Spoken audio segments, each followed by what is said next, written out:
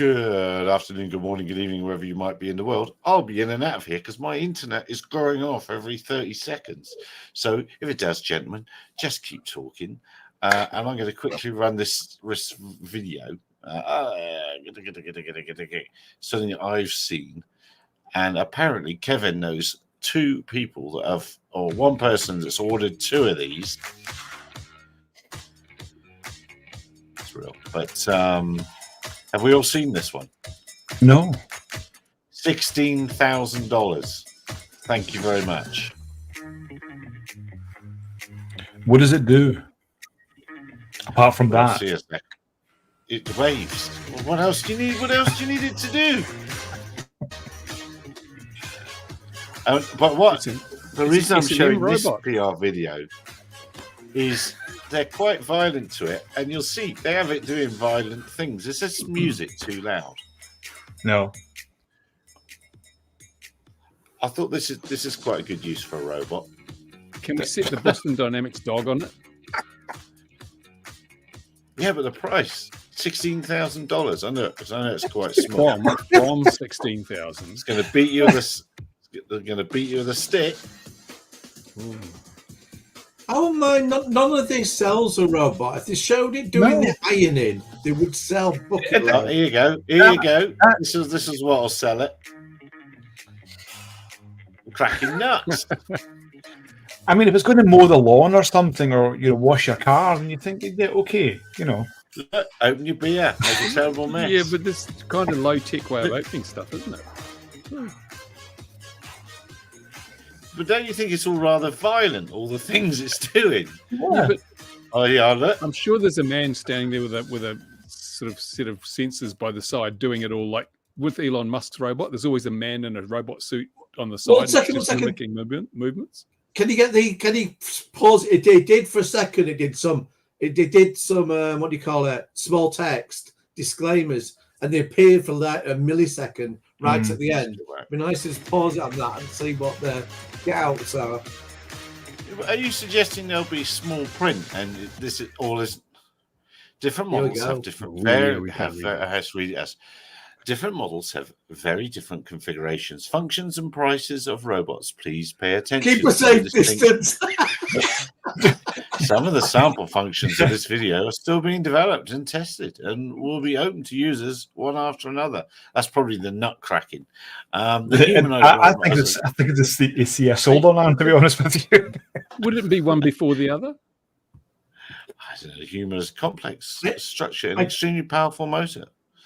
I do love number 3. He's basically saying this could kill you, and we take no liability. No responsibility.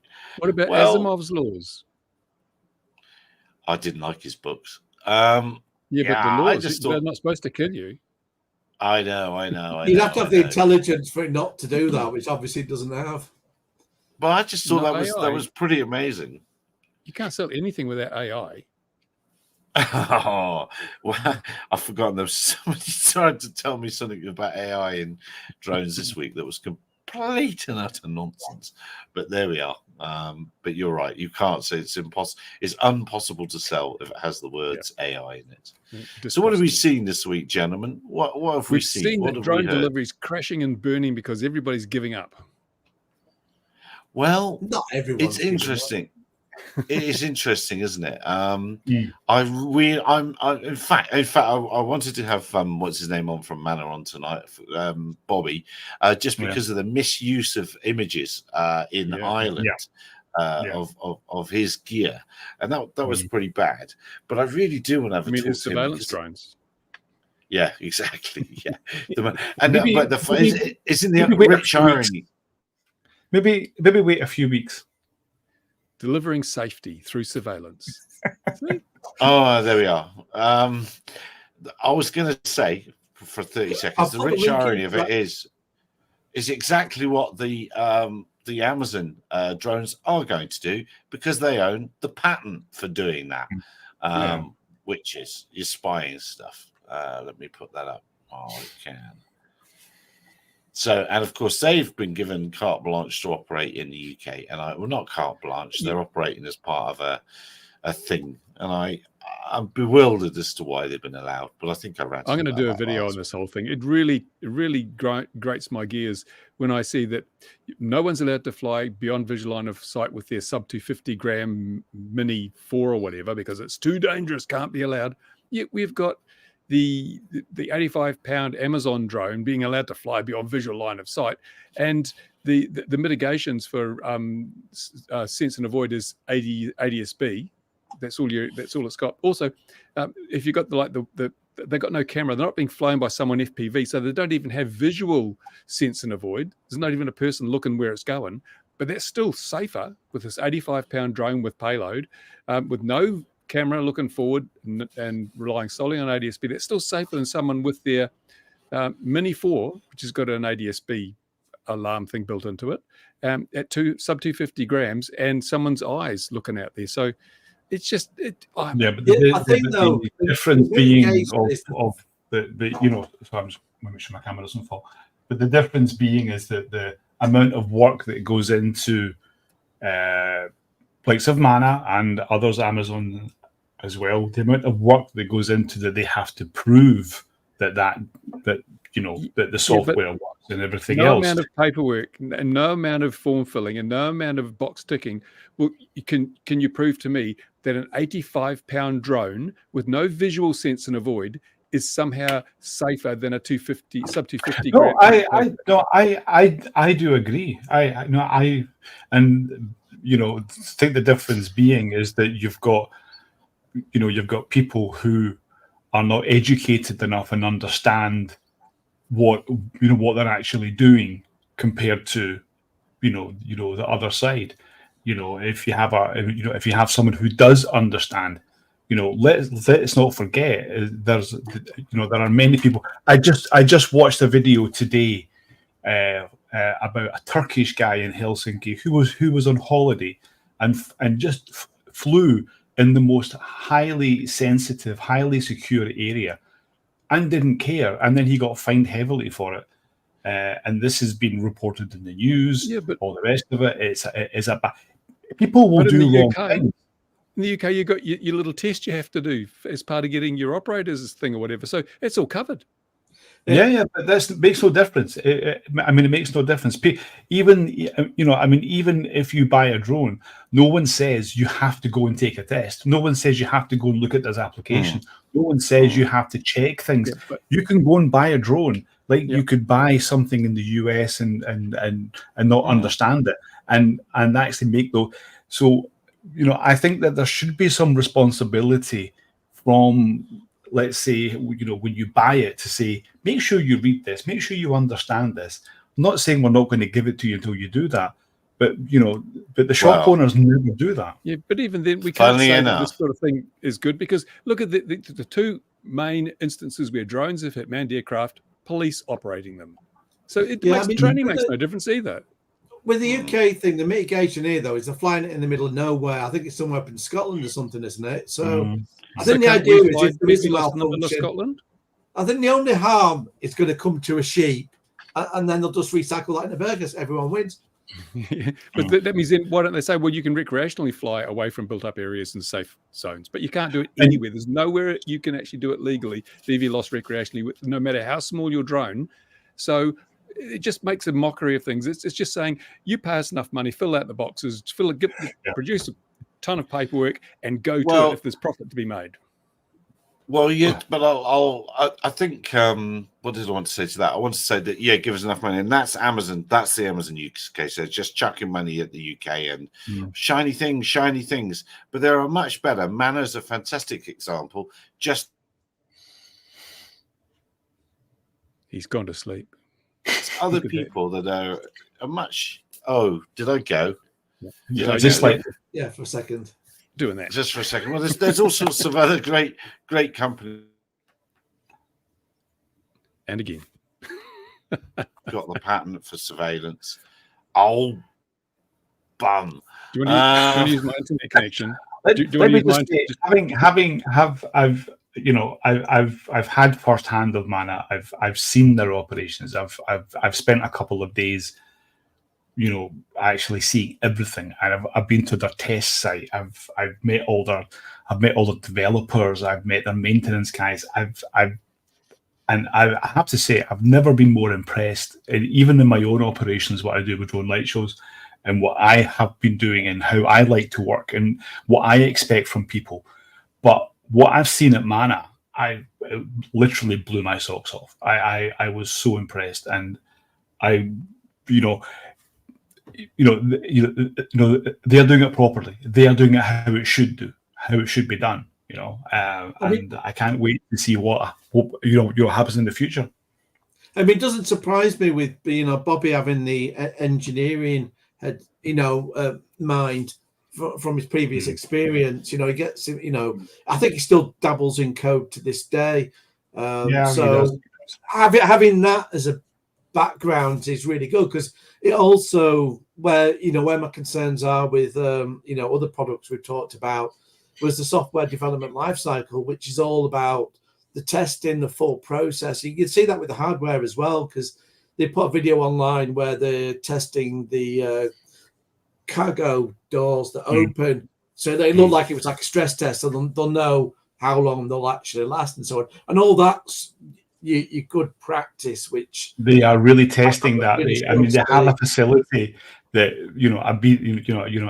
and they are stress testing them all. They are stress testing the motors. So there's a plate, all that stuff is going on all the time. So all day, there's motors running literally all day, so they can stress test. Cold testing, rain testing, everything is going on there. And also they want to improve things. So, but yeah, it is really quite fascinating what they're doing, I have to say. Yep.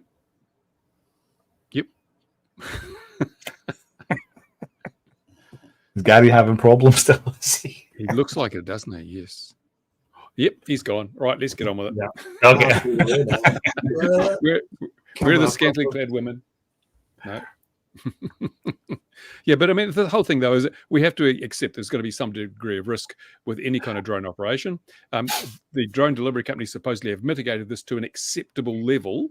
Otherwise, they wouldn't be allowed to conduct these trials. So surely if recreational operators are operating to a similarly acceptable level, and given the small, lightweight nature of a sub 250 and the very, very low intrinsic risk, why can't they be allowed to fly BVLOS? Bruce, anyway. What I think right now, what we need, and I'll probably get hung for saying this, but what we need is an accident. We need to have, and this is going to be normal, and the future will be that we will see accidents, we will see errors, we will see things that are scaring the authorities, and it will become, in a sense, it will become normal, and we shouldn't panic at that, because we have to learn from it.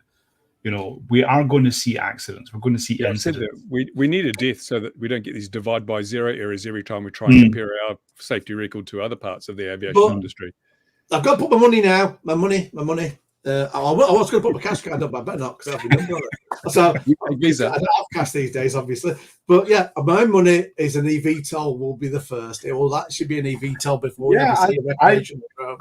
I agree with you on that. I actually agree with you, because I think, and because I don't trust these things, to be honest with you. I mean, I would love to go out and have a look at the operations that are going on. We have been promised for the past year and a half, 2 years, of Volocopter would be operating in Paris. I had money on that would not happen. I should collect my winnings, because it didn't happen. I don't think they're anywhere near this certification that they need, and I don't want to see failure. I hate seeing failure. I don't want to see failure, but at some point the money's going to run out.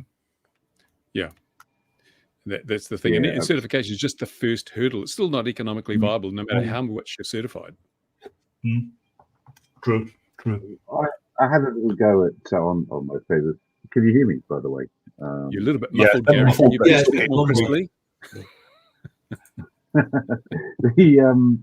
While you're who's bringing your internet over for me? Someone must be bringing it around my house. What was I going to say?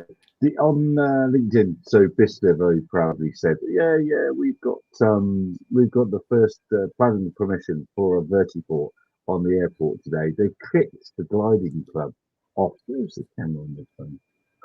Anyway, they kicked the gliding club off the airfield as part of that, and to get planning permission to put a helipad on an airfield, to me seems like madness. It's an airfield. It's what they're for. So why did it need planning permission? Isn't the I whole didn't go idea of down these that. eVTOLs that you don't need an airfield? Well, quite. And yeah, there's so many things to unpack on that, but it's craziness. So what I'm going with that was, if you need planning permission on an airfield, goodness knows what it's going to be like when it's downtown Norwich or whatever. How on earth they're going to get permission to operate those things in other places, I do not know.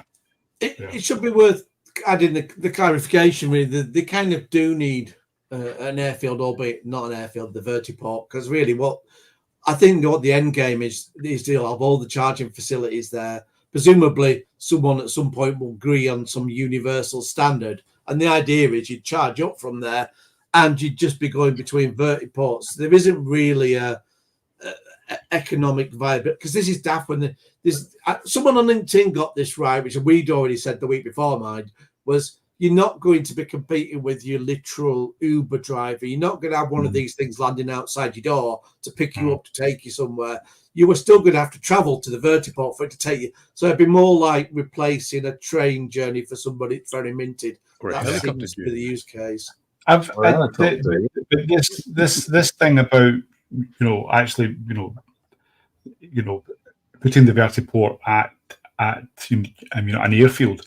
Now, I think that's a perfect example of what they should be doing right now, because right now when they're talking about vertiports, and there's still a long way off, and there's these plans, and I've seen this, they put them on some roof somewhere or whatever, and of course it's never ever going to happen. It's never going to be it's never going to be functional.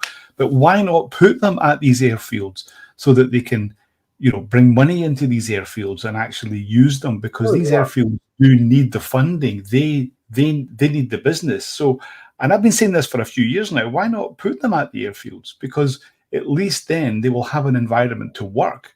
Because if you start to put them in areas where, we need to get certified and blah, blah, blah, because they're going to have to fly, in manned aviation airspace anyway. So use that, help the community, help the business, and everyone's a winner. And then when things start to work, then you can move to areas where you can actually work. But I don't see where they'd get a customer base from at an airport, because if you have to drive to the airport to get a eVTOL to somewhere, it's going to be another airport. So why don't you just jump in a plane? Yeah. And also, as far as like proximity to cities, these things are being touted as an urban transport thing. Do you know how long it takes to drive from the center of your average city to its airport? It's longer than the air flight takes. So it's not practical. They would get no customers if they based them at airports. Okay, guys, there's way too much sense being spoken here tonight so far. There's also the Australian company that claims to have had 1,000 orders for its patented vertiport design. As I've said it before, I don't understand patents. I don't understand how people can claim. I think they got 1,000 emails mocking them. Yeah.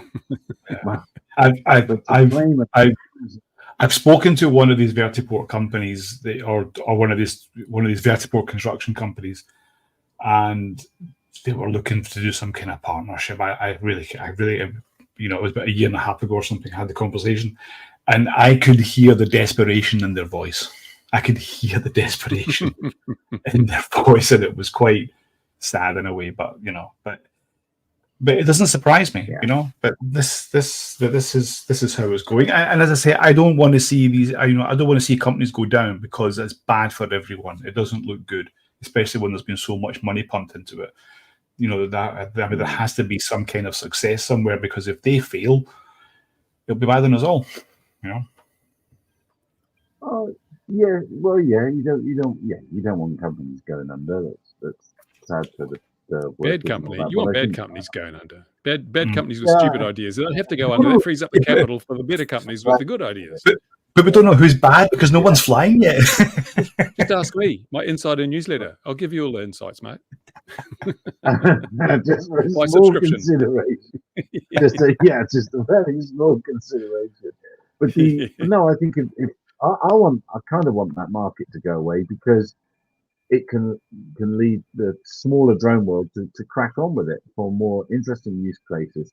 That delivery of the defibrillator, I think I said that right, You did. across town. Now that has surely as a I was thinking about good that use market. case. What you need is like just Yeah. a really big taser, a trebuchet, and it just fires the wires out onto your chest from wherever they Oh, are. yeah. I mean, Yeah. simple stuff. Yeah, Low-tech solutions to high-tech problems.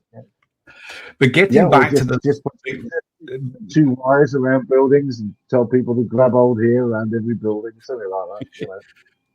But why are these eVTOLs? Why are they put into the unmanned sector when know. they're not? I know. Yeah, I don't get this. This really and grinds my pilots gears. count. Yeah, I know. This really grinds my gears Yeah. because whatever is Yeah. going on Yeah. will actually affect us. It should be classed in the unmanned sector. Sorry, it should be classed in the manned sector. Yeah, and the real problem is that every time one of these pie in the sky bloody ridiculous concepts goes bust, it makes it harder further down the track for companies that when the technology is ready and when the market is ready, it makes it harder for them to actually raise funds because everyone said, oh, these are a write-off. Look how many companies have lost their shirts doing this. It ruins the market looking forward when people start too early and just completely fail in a burning heap.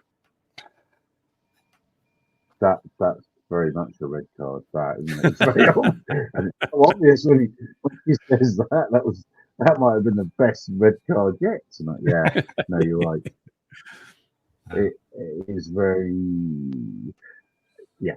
Well, again, red card world, isn't it? We just don't need It this in is. our world. We don't. need Why this are we to the start. only clever ones, Gary? Why does no one else in this industry actually seem to notice the obvious? Money. How do We should- regulators? But regulators, money shouldn't be able to pull the wool over the eyes of the regulators. Please, And- I don't have another microphone I can use on this. Sorry, it's the phone because And- my internet's terrible. Speaking of regulators, they're bending over backwards to try and clear the skies for these eVTOLs. CAA in the UK, FAA in the USA. They're all talking about how we're clearing the way for AAM and this is the future. But really, seriously, don't you have bigger problems and more important things to focus on? Things that are happening now, not in 10 years' time? Yeah, exactly. And that's so we'll be left with these companies that fail. But those companies will fail, and we'll be left with the regulations, the poor regulations that have been created for them. And Amazon are just going to leap on that. That's what they want. They want to be that AAM. They want to be there first. So yeah, I do think that likes of Amazon and Zipline, Nano, all the rest of it. I don't think they have their sights on that right now. I think that they need, they just need it to work. They just need, the public acceptance. They're not thinking about how they can leap into things because they have to deal with the regulators themselves, which of course is not easy, and they have to do their own certification, which of course they're doing.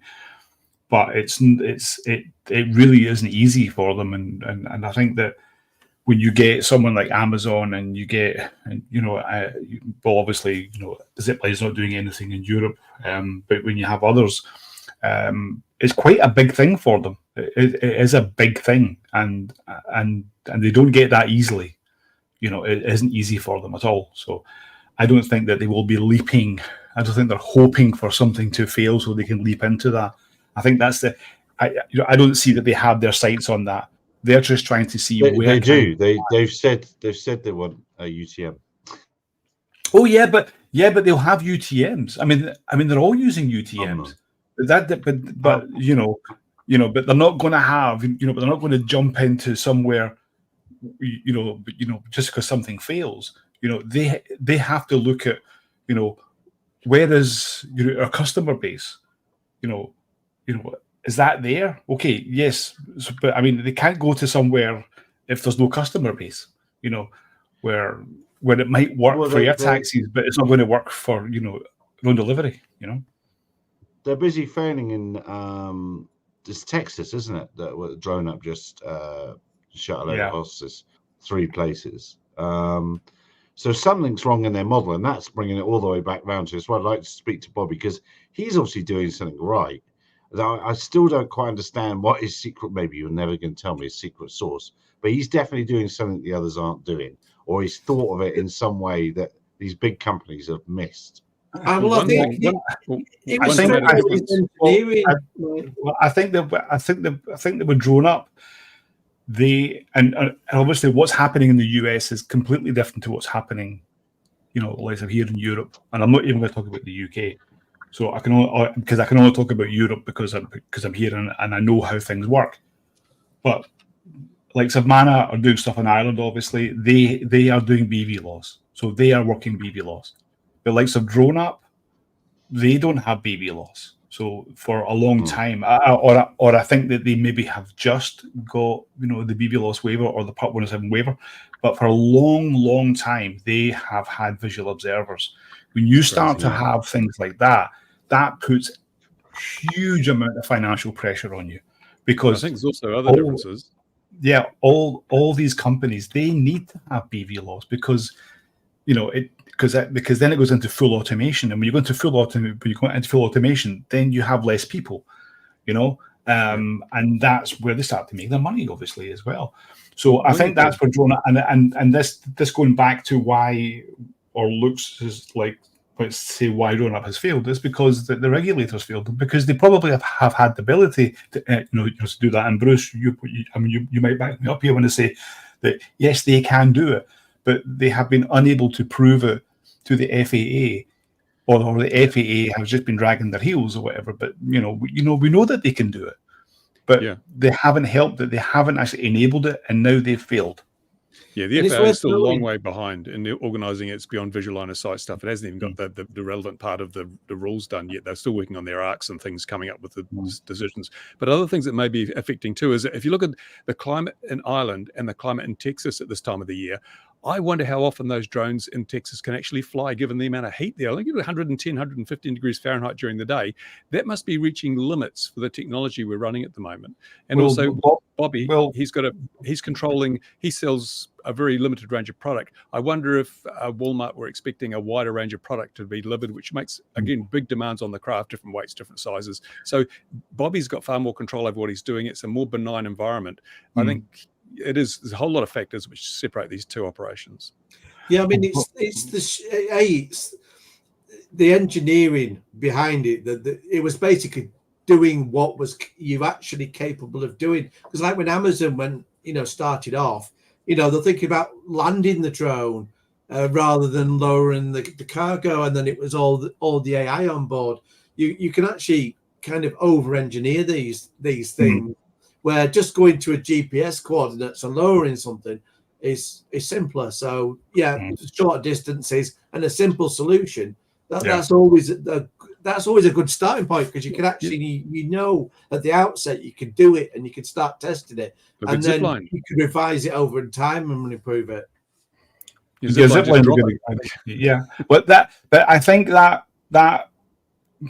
But I mean, okay, I'm not sure. Again, there's regulations in the US, but in Europe, when you have your SORA, even if it's Sail 3, Sail 4, you can't land the drone. So if you do a drone delivery, you cannot land the drone. So it has to be dropped or winched.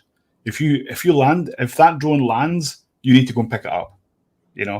So that's how the regulations work here. But Bruce, just as you were talking about in the US and Texas, I know, because Bobby's told me this. He said that it's been successful in the heat, so they have been working in that heat there, and it's been fine, and it has been successful. So So it has passed their test with the heat. So it's very interesting. It's all he obviously has got something, lots of different things, or he's looked at it not from a droney point of view, I suppose. The Amazon thing's just been a complete fail from day one, in my humble opinion. They've got an awful drone now. They've never produced anything. I really don't know what they're. Oh damn! They're not in the business to do drone delivery, are they?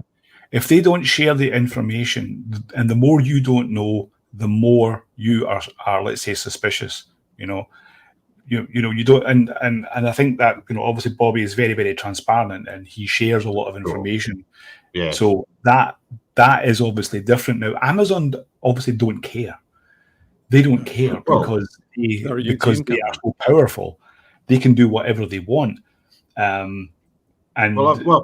I've said it before on this. It was either 2012 or 2014 at Farnborough. This lady and her assistant, two ladies, stood up on the stage, basically said, and this was in front of the guys from the CAA, from the RAF, from NATS, from everybody. She stood up and said, she put up this lower airspace picture. Do you remember they used to have this diagram of 2,000 feet, and they basically owned it all? Or they said, this is where the drones will be, and this is how it's going to be, and this is how it's going to work, and this is what we're going to do.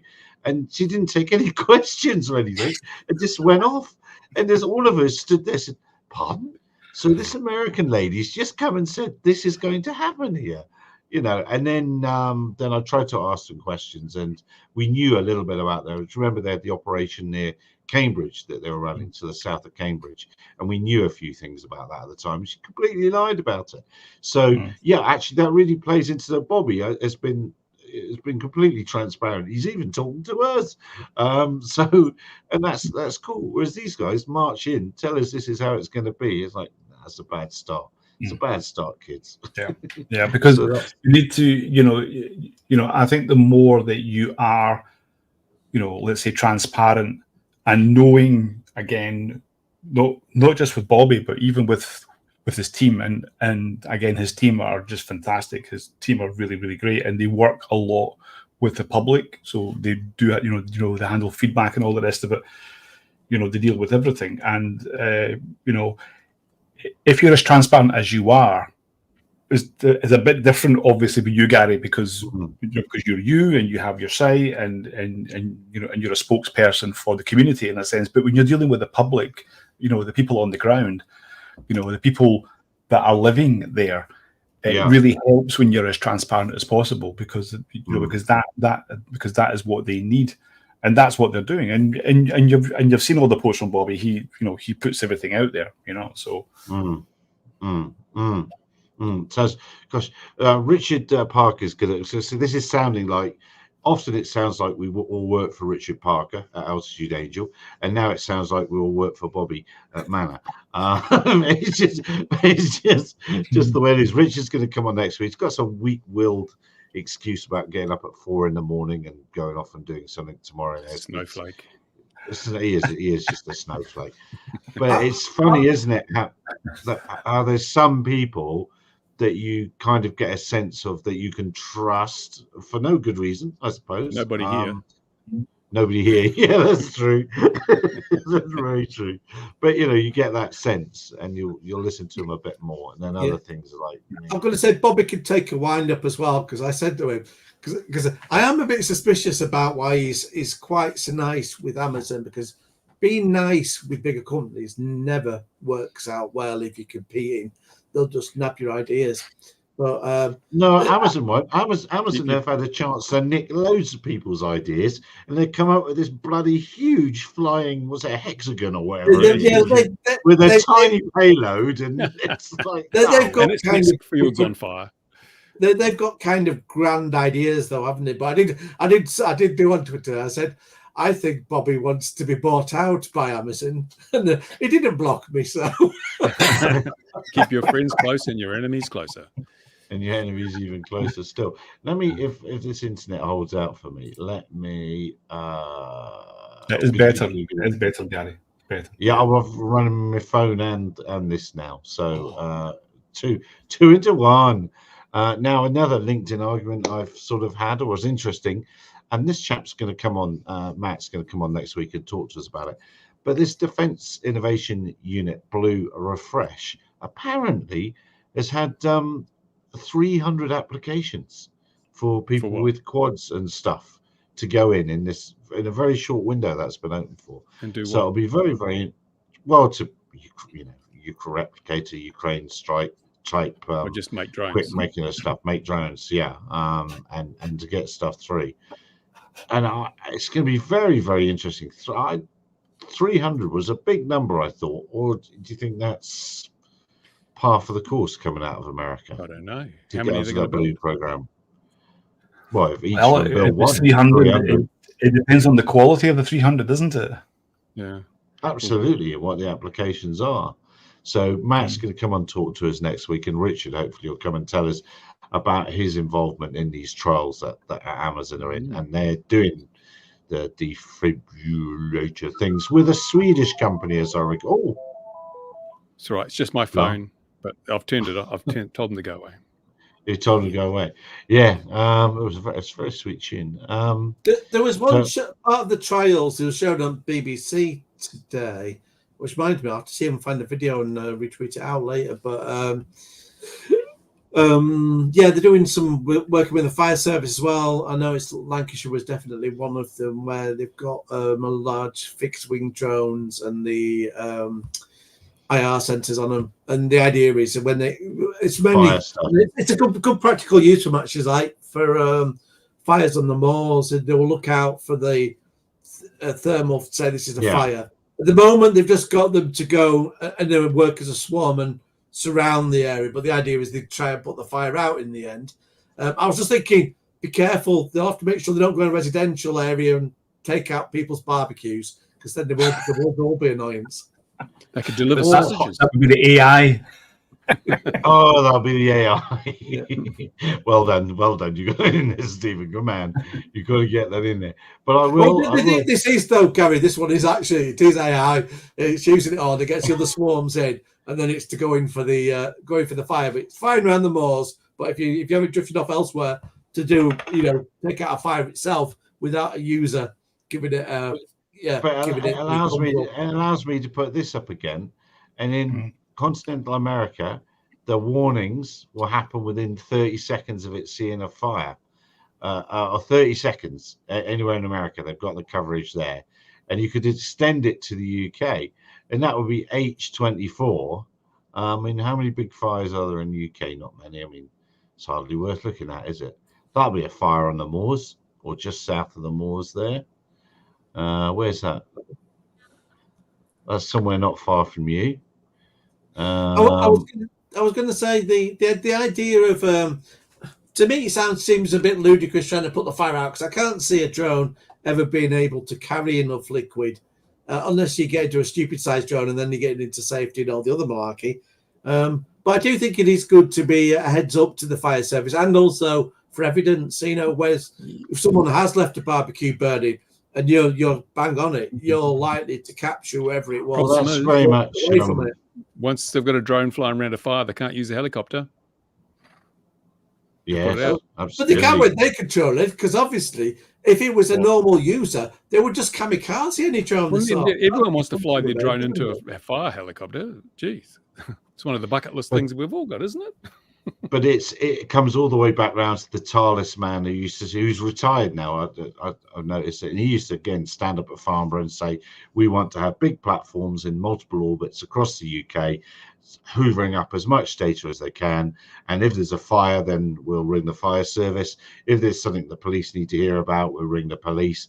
And whilst no bad ones are lighting fires, we'll hoover up agricultural data and sell that to farmers." That was always Tarlis' plan, was big platforms in orbits over the UK, just gathering data. And it's almost like this, and then we're not going to need to worry about BV loss and all that sort of thing, because that'll be up in the gods in the airway systems, and it'll just be flown as a commercial aircraft with somebody hello on the wireless and all that sort of a thing.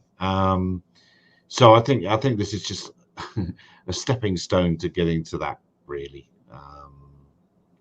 Yeah, I saw that. It's Wind Chasers, wasn't it? That was extolling that one. I'm not convinced by this kind of, fire prevention or fire warning. The swarms. I've seen a couple of projects, and again, lots of money getting put into investigating or research or whatever, and I'm just not convinced that it's no. I think the money can be put better use. Well, where it's handy for the fire services is just a set of eyes ahead of time.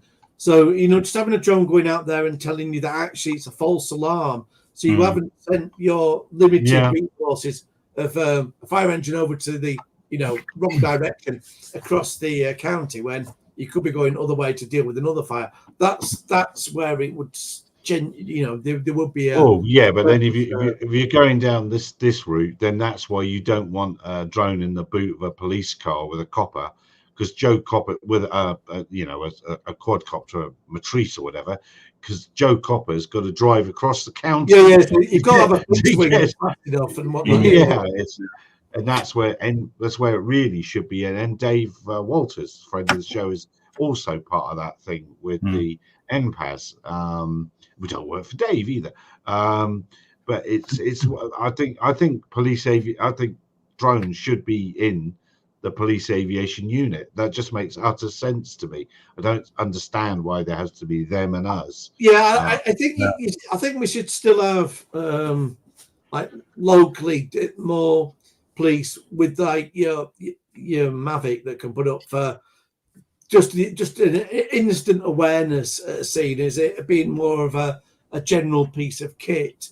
But I do think for the big boys beyond visual line of sight, large fixed wings kind of thing, like you say, that fit in with the MPAS. The kind of thing of having things where it's all automated and it cycles. One goes up, another one comes down, charges the batteries up, and you can have something that can instantly respond, because unless someone tackles, because obviously you can't get the speed that you can get with a helicopter. So that's why I kind of think you need to have something that's either ready to go or already up in the sky, unless somebody dissolves that.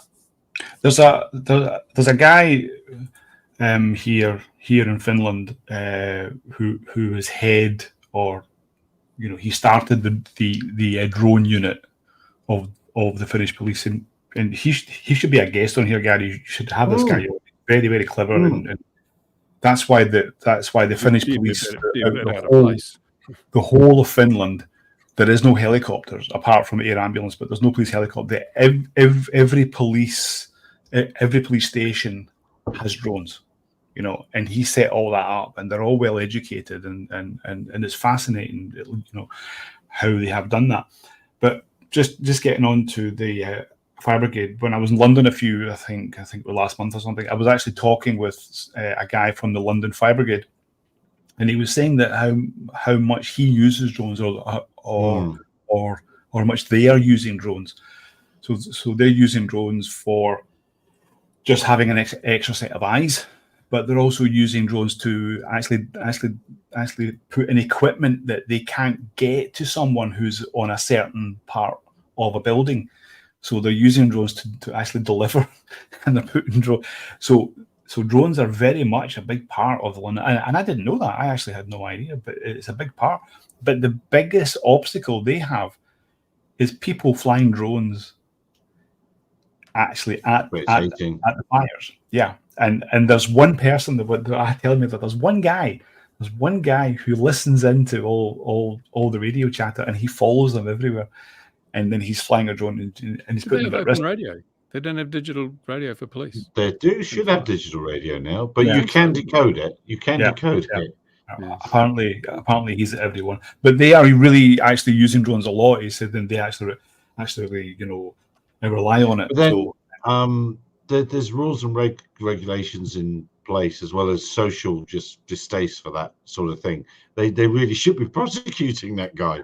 They shouldn't be they can't get him. They can't catch him.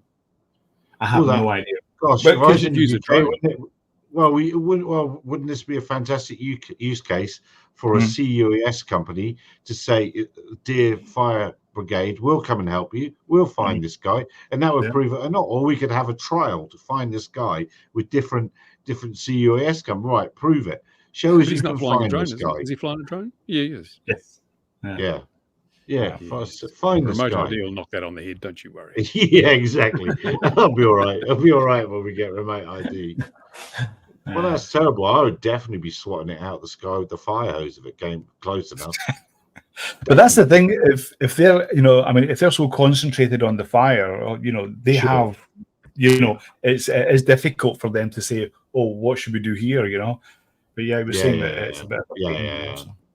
Speaking of shooting it out of the sky, did you see that Israeli thing you put on your gun so you can shoot drones? Yeah. Oh yeah, we should show that because the British Army. That's I forgot what it's called, but I've run that a couple of times, and it's always been very, very popular stuff when those people put it. I've forgotten what it's called. Can anyone remember what that system's called? No, this is never. Does the British Army not have shotguns? Well, yeah, shotguns are quite popular now, aren't they? But they shoot down drones. We've seen the precedents of this. So why spend thousands of dollars on some Israeli bolt-on thing when you just go and buy yourself a shotgun? No, the idea with this is you should be hitting it with the first bullet, and that's it. So you're not putting up a lot of ammunition. And with a shotgun, you don't have to worry. You got the broad enough spread. That's where you shoot pheasants and things like that. And also, you don't have to worry about. You're not going to have the same range with the shotgun, though. Yeah, but just walk over and get closer. The drone will come to you. Yeah, I hate to think what happens if you do miss with a 5.56. Where is that high velocity projectile going to end up? Can be miles away. Exactly. It's still lethal. Exactly. When you get a firearms license in New Zealand, you're warned you must never fire a centre fire rifle into the air without having a backstop, because you can kill someone 3 miles down the road. There's very small chances, but if you can't fly BVLOS with a 250-gram drone, you can't fire a rifle in the air. I'll put you the link in the private chat, Gary. Yeah, I'll put mine in because because it's all come up as a story. This, and Bruce will know this better than anyone else. You put. Just see when SUS News had this story, September 2023, it was selected by the British Army, and it's just come up. It's old news. So you put in you put in these things, and you find you've had it miles before anybody else. Anyway, you know what I mean, Bruce. Maybe the BBC needs one of these. And you can search for that now as well. It's okay because the search thing's in the website now. Oh yes, yeah, I did that for somebody. Some bloody look, it's got a look at that. Look, it's got one of those, and one of those, and one of those. I tell you, rebuilding this website has been an absolute nightmare after the big hack attempts. Well, it wasn't hack attempts; it was hacks. Are you using that silly job? What is it? That WordPress thing? I am using that silly WordPress. You just got victims slapped on your back, haven't you? Hack me. You can run WordPress, securely enough. It's just having the right. You can't use plugins there to make sure. Yeah, you got to be careful of the plugins. Yeah, you do. You do. But it wasn't that. There's some good ones for security that you probably don't have on there. You maybe should do. That's what I was getting at.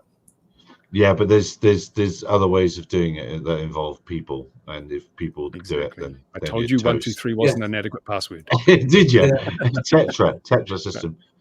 I don't think Sparky. I don't think Tetra is impossible to decode. Yes, it's illegal, but I don't think it's impossible. Izzy goes, please talk amongst yourselves whilst I find the link of exactly how to do it. There we are. Yes, you're not doing a good enough job. The impossible just takes longer, eh? Exactly. And shall I say how? I won't say how I know, but yeah, here we are. Here we go. Welcome to the hacker stream. Exactly. But there is because it's the same as L-band stuff from space. That funky little grid here. I love that thing. That's your space 1999 and ORAC stuff. When you're doing L-band, it's pretty good grouping. it is pretty good grouping, isn't it? That's how they do it. And also, what's that thing from aircraft? ACARS does that. I can't remember that transmission mode. I'm not in thinking space. Anything that can be done can be undone. It can. Unless you never get a since string this week. we've slid off topic slightly, I've got an off-topic thing that will interest you, Gary. Oh yeah. The Grok, the AI on Twitter, you should have play with that. The image creator is actually pretty decent because they haven't quite got the one Kevin did. Are you talking about the one Kevin There's no did? censorship. No, well, yeah, I may well have been looking at it, but yeah, if you look on Grok and play with it, it's good because it doesn't bring up a Phantom if you ask for a drone. It does an actual Mavic style drone, so it's good for that. But yeah, it's pretty damn good. So you should have a bit of a play with that. I think you'll have some fun. I might do, but let's find that post from /, isn't it? Please talk amongst yourselves again whilst I I'm thinking of a number between 1 and 10. did, and he got Is it wow, 7? and he Damn. also and he also where is it? How am I going to find it easily? It's there's the one that was again. Talk among yourselves. He was a bit quiet tonight. I thought he would have been a bit more vocal with the webinar tonight that was going on. Oh yes, did you watch that webinar as well? Yes. Yeah, and I thought he was a bit there quiet. we are. There, Mitchell's mentioning it. yeah, we all know what we're talking about here, don't we? Yeah. He was a bit quiet, but maybe he's getting ready to play. Yeah, because I didn't see anything. I didn't see anything earlier on. But, he was putting stuff on LinkedIn as it was going on about it. Oh, okay, okay. Yeah, and it was interesting in that thing he did actually, Randall did mention the percentage parts thing, which is 51%, isn't it? It's 51% made in Malaysia, then it becomes Malaysian. So I thought that was quite interesting because I don't think we've heard that. But Randall might be watching, who knows? I don't think we've heard that before, and it was quite interesting the feature sets that they're coming out with. If they can get away with it. I know that we may all be finding a bigger problem coming the other way. So that's talking to the China ban for America. Well, the China ban to the rest of the world is going to ramp up on the 1st of September. And it's going to be very, very interesting to see exactly what will be coming out of China then. I know some companies are doing their best they can to physically move their stock out of China. Chinese manufacturers are trying to dump it into other places in the rest of the world right now so they can continue to sell it from other countries because they're betting on not being able to sell it from out of China after September the 1st. Really? So we shall, yeah. You get onto AliExpress now. Yeah, exactly. Does that also include Hong Kong? Yeah. Yeah. The Chinese territory. Yeah. All of that. So a few places were saying, "Oh, it's okay. They're relaxing it all," and to a certain extent, they did for stuff that was 700 kilos and things like that. But they haven't relaxed it for all the little stuff. And So this will apply to Taiwan in a couple of years as well, will it? Maybe, yeah, maybe. Well, I think if you want to get a bit political about it. Did you see America's going to provide Taiwan with drone swarms to confuse the Chinese when they invade? Wasn't that a fantastic story? So disappointed. Oh no, he's so disappointed he's gone to sleep. His phone battery's died or something. Oh God. He's just meditating. He's meditating. I'd like to know how to do that. I would like to know how to do that. But I thought that drone swarm thing was a very disappointing story from them. But September's going to be interesting to see exactly what the Chinese government are going to do. So it's a very tit for tat. And do you see that they're stopping Teslas going into military and government buildings in China now? They've got cameras all over those things. Absolutely. I'm sure Elon hasn't given them the source code. Probably not. No, Ooh, I'm waiting for it. I thought Ian would jump in with some sort of quip then, because he's a We've big been raving Tesla on for fan. ages. Can I bring up something? Did you see that Yes. story about CAA in New Zealand and the culture of bullying? And No. Staff in CAA in New Zealand at a slightly lower than top level are bitching and moaning about there being bullying and all sorts of bad things happening, like it was a few years ago. And one of the people who's been accused of doing bad things is a guy called Dean Winter. And I put a tweet out, or an X out, or whatever it is now, because Dean Winter is the guy that I was talking to in CAA. And when I invited him to come down to the airfield, he called the police on me. So I can believe that he is as much of a prat as people are suggesting he is in a news report I read the other day.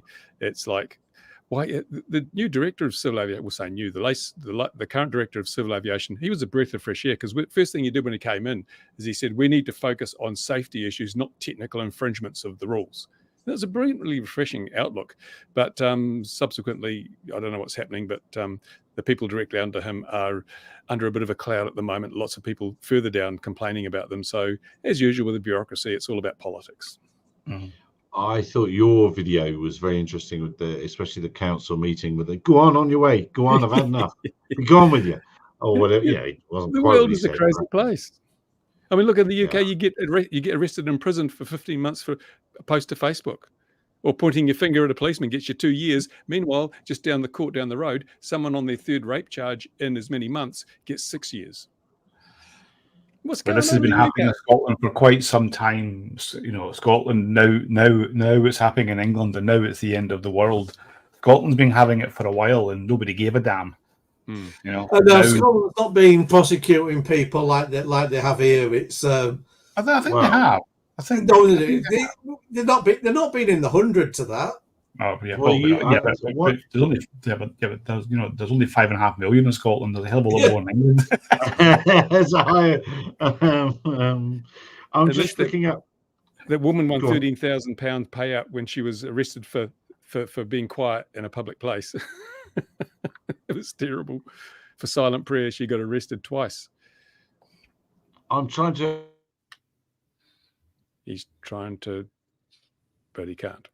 They can ignore the magistrate. Oh, blast! They can ignore the magistrates' courts and all. They can go straight to prosecution, and they've prosecuted hundreds and hundreds of people under that regulation that's never seen a court of law. And it might be that your aged relative has got dementia, so they've missed paying their TV license or something like that, and you have no recourse to appeal or anything like that. It just happens. And that, so whilst this, freedom of speech and all this blah blah blah, but there are thousands of cases like that, and that's just terrible. That's absolutely and awful. The latest thing to make it worse, they just hired an extra 100 people. Ofcom's hired 100 extra people. It's a 20% boost in the staffing levels of people who are going online seeking out posts that are offensive and therefore worthy of prosecution. Imagine if they'd spent that money hiring 100 people to turn back the boats that are coming across the channel. Wouldn't that have solved the problem? Is it Ofcom that's dealing with this? I think that's what someone said. It was Ofcom that was doing the trawling of the social media, looking for the offending posts. Now I'm afraid. If it's Ofcom, I'm afraid. Police, Ofcom. Watch out.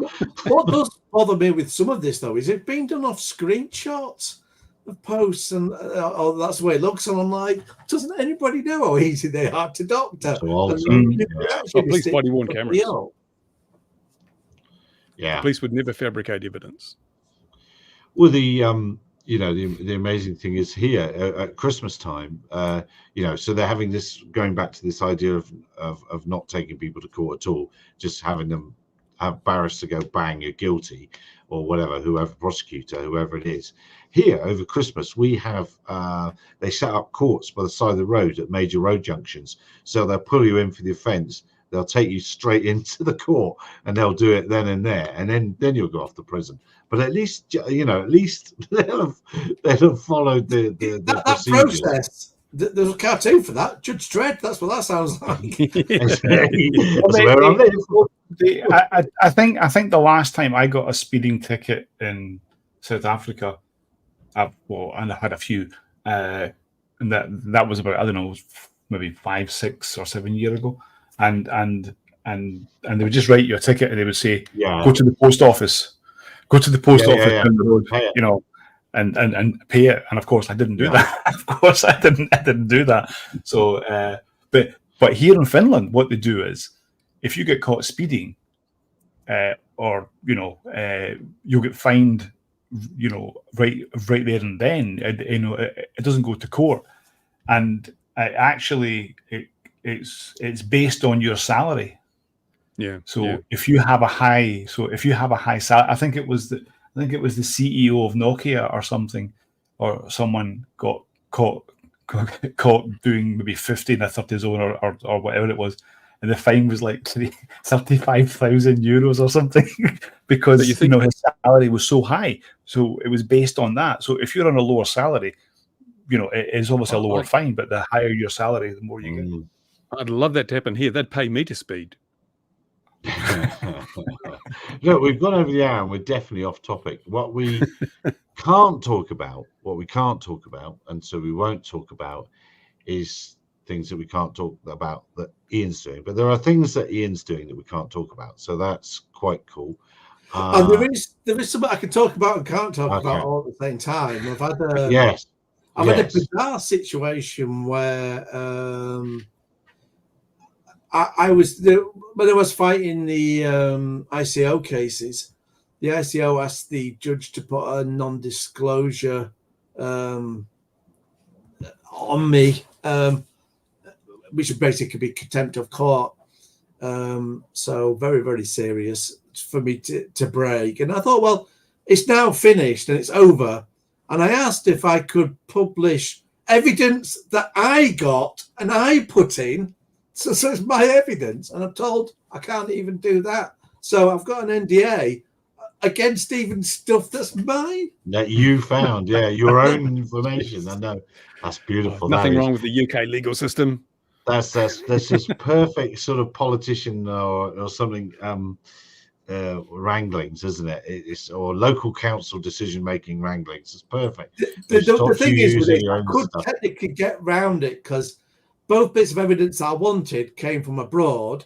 So the people that gave me those could put them out accidentally on purpose. And in fact, one offered, but I said no. But I want to have further. I'll potentially be battling further stuff, so I don't want to upset judges. Yeah. So I said no, leave it. But it doesn't stop them saying the same things. They just can't present the exact same document. So the stuff will still make it.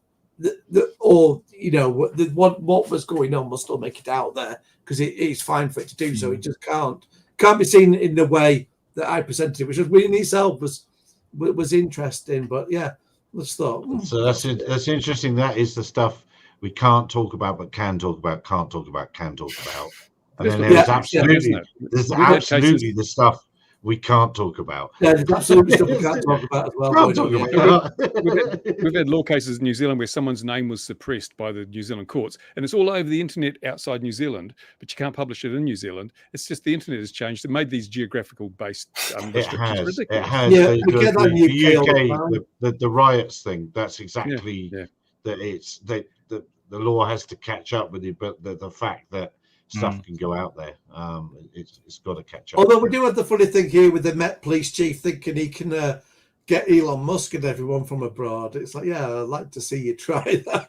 Well, they've arrested the Pakistani operator of the Channel 3 news site that initially published the false news that the guy that did the stabbing was an immigrant, fresh off the boats. He's been arrested in Pakistan. Yeah, so the reach of so presumably he will get extra brought over here to face charges then potentially.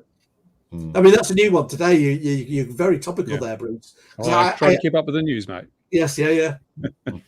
No, it's not. It's yesterday for him. It's not topical at all. Actually, it's last week for me. Yes, exactly. It's still October in New Zealand. About 1743. Yes, it's very much so. So we can't really talk about Ian stuff, but there's interesting Ian stuff out there. I don't know if Steve has some interesting stuff there, Stephen, that you want to add before we go. No, no. I think there will be interesting stuff coming up soon, which we can talk about for sure. The stuff I can't talk about at the moment. Hey, So this is the Yeah, great I saw stream to some- come to if you want to hear about stuff we can't talk about, isn't it? We can't talk about it. Well, what we can do next week is we could talk to Richard about what he's doing, and we can talk to the fellow with the refreshed blue SUS scheme in America, or US scheme, and hopefully that'll be interesting. And maybe some other things will have happened on the EM front. And on that note, going once, is he going to say anything?